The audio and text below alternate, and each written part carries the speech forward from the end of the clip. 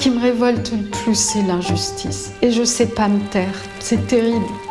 Je peux pas entendre des propos homophobes dans un troquet, je peux pas voir des gens se battre. L'injustice me révolte. Je suis Annie Lamère, je suis nogentaise depuis une trentaine d'années, je suis conseillère régionale sortante, je suis candidate pour les régionales sur la liste de Julien Bayou et tête de liste du Val-de-Marne. Je suis proche des idées humanistes et environnementalistes depuis toujours. J'ai été élevée par un papa qui m'a toujours élevée en me disant que la nature c'est beau, que c'est important. C'était un militaire anti-chasse.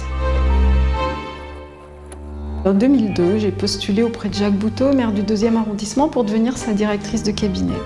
Et donc j'ai été sa directrice de cabinet 18 ans, ce qui était passionnant parce que j'ai un profil atypique, puisque mon cursus est plus un cursus de technicienne en électronique ou en photographie. J'étais une directrice de cabinet militante, mais au service des habitantes et des habitants.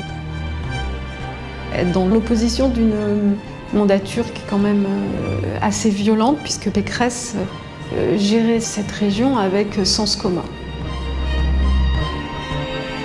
Moi, en tant que féministe, ça a été d'aller dire à M. Pechnard, qui est vice-président à la sécurité, que les policiers ne savent pas accueillir les femmes dans les commissariats, aller demander des renforts de budget pour les femmes, pour les plus faibles.